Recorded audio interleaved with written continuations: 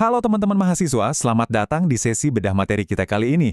Gini, kalau kalian kebetulan mahasiswa tingkat awal yang lagi pusing tujuh keliling ngadepin fase paling krusial dalam sebuah penelitian, yaitu memproses data, tenang aja, kalian ada di tempat yang pas banget.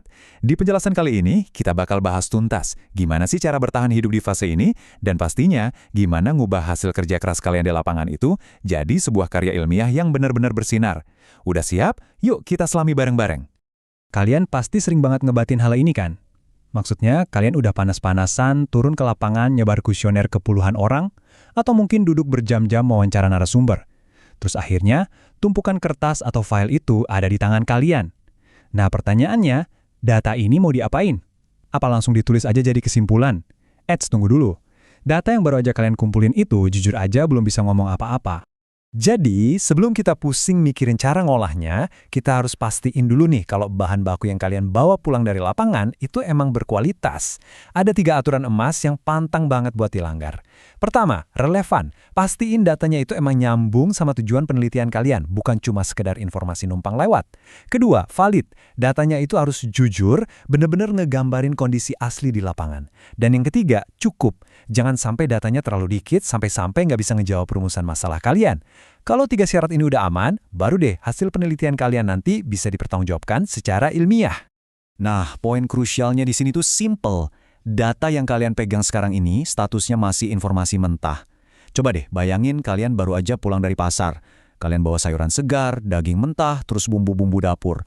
Bahan-bahan itu kan nggak mungkin langsung dimakan gitu aja ya kan? Kalian harus bawa itu ke dapur, dipotong-potong, dibumbuin, baru dimasak. Nah, penelitian juga persis kayak gitu. Dapur kalian itu adalah tahap analisis data. Disinilah proses mengorganisasi, ngolah, sampai menafsirkan data itu terjadi. Supaya kita bisa nemuin makna di balik tumpukan informasi tadi. Di dalam dapur akademik ini, kita tuh punya 2 resep utama yang beda banget. Dunia penelitian itu gampangnya terbagi jadi 2 jalur besar. Di satu sisi ada kuantitatif. Ini buat kalian yang suka main dengan angka dan statistik. Di sisi lain ada kualitatif. Buat yang lebih senang menyelami kata, narasi, dan makna yang mendalam. Pendekatan mana yang bakal kalian pakai? Yaitu 100% tergantung sama metodologi yang udah kalian rancang dari awal. Yuk kita bedah dua-duanya. Kita masuk ke bagian pertama nih, pendekatan kuantitatif alias waktunya kita bermain dengan angka. Tarik nafas panjang dulu teman-teman. Dengar kata angka, nggak usah langsung parno. Bermain dengan angka di sini itu bukan berarti kalian harus mecahin rumus matematika yang ribetnya minta ampun. Sama sekali enggak. Analisis kuantitatif itu aslinya cuma pakai alat-alat statistik sederhana buat ngeliat kecenderungan. Katakanlah nih, kalian lagi neliti skor motivasi belajar mahasiswa. Cuma dengan ngitung rata-rata atau min, misalnya di angka 80, kita udah bisa langsung dapat gambaran umum soal kondisi mahasiswa itu.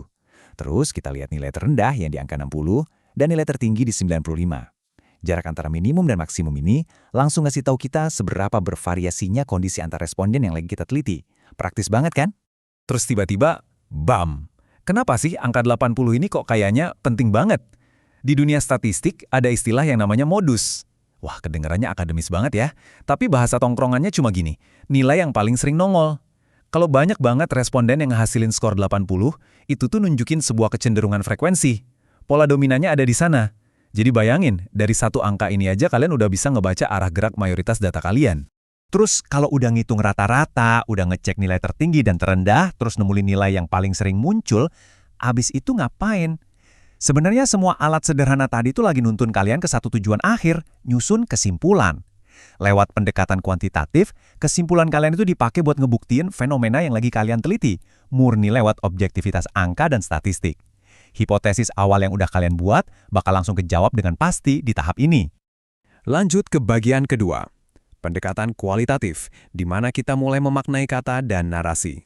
Oke, sekarang kita tinggalin dulu tuh dunia angka dan hitung-hitungan. Di wilayah kualitatif ini, data kita bentuknya bukan skor atau persentase, tapi pengalaman manusia, cerita-cerita wawancara, dan hasil observasi mendalam. Langkah pertama di dapur kualitatif ini adalah ngadepin tumpukan catatan lapangan dan transkrip wawancara yang biasanya kelihatan berantakan banget. Tugas pertama kalian, baca semuanya. Terus mulai dikelompokin tuh datanya. Kalian dituntut buat bisa milah-milah mana nih info yang bener-bener daging dan mana yang cuma obrolan basa-basi. Nah, dari proses milah-milah inilah, pelan-pelan bakal muncul tema-tema awal yang tadinya ngumpet di balik tumpukan cerita itu. Tapi ada satu peringatan penting nih buat teman-teman. Jangan sampai kepleset di sini. Penelitian kualitatif itu bukan sekedar nulis ulang apa kata narasumber. Kalau kalian cuma laporin omongan orang, itu sih namanya bikin notulen rapat, bukan penelitian ilmiah. Kalian itu harus bawa cerita wawancara tadi dan dibenturin sama landasan teori yang udah disiapin dari awal. Misalnya nih, teori bilang kalau media digital itu ningkatin motivasi belajar. Nah, coba cek, cerita narasumber kalian itu ngedukung teori tersebut nggak? Atau malah ngelengkapin? Di momen benturan inilah, proses analitis yang sesungguhnya itu terjadi. Dan proses tadi itu bakal ngebawa kita ke apa yang orang akademik sebut sebagai sintesis. Kedengarannya berat banget ya, tapi mari kita bikin gampang. Sintesis itu intinya kayak kalian lagi nyusun kepingan puzzle. Ada 4 langkah lurus yang tinggal kalian ikutin. 1. Identifikasi tema-tema utamanya.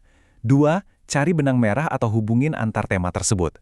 3. Temuin pola atau makna gede dari hubungan tadi. Dan 4. Jadikan itu sebagai satu kesimpulan yang utuh. Lewat 4 langkah ini, cerita-cerita yang tadinya mencar-mencar, sekarang udah berubah jadi satu realitas utuh yang bisa dijelasin secara mendalam. Dan ini dia bagian terakhirnya, konfirmasi temuan. Atau gampangnya, uji realitas akhir buat penelitian kalian. Oke, anggap aja kalian udah selesai masak. Data mentah kalian sekarang udah berubah wujud jadi permata yang kinclong banget, entah itu lewat jalur angka kuantitatif atau narasi kualitatif. Nah, di tahap ini kalian harus berani mempertahankan temuan kalian dengan membawanya ke showroom science.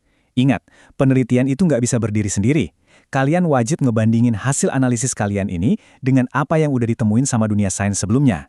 Coba cek lagi penelitian-penelitian terdahulu dari jurnal kalian. Cek juga pendapat para ahli.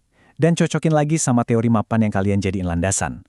Konfirmasi ini krusial banget buat nunjukin sebenarnya posisi penelitian kalian itu ada di sebelah mana sih dalam laju ilmu pengetahuan saat ini. Dan sampai juga kita di puncak perjalanan kalian. Pas kalian lagi asik ngebandingin temuan dengan dunia luar, coba tanya ke diri kalian sendiri. Apakah hasil kerja keras ini ternyata sejalan sama penelitian orang lain? Ataukah hasilnya beda karena ada konteks yang lebih spesifik? Atau jangan-jangan tanpa disadari kalian justru berhasil nemuin sesuatu yang sama sekali baru? Apapun hasilnya nanti, yang jelas kalian baru aja ngasih kontribusi nyata buat dunia akademik. Gimana? Udah siap ngubah data mentah kalian jadi permata penemuan kalian sendiri? Selamat meneliti ya teman-teman.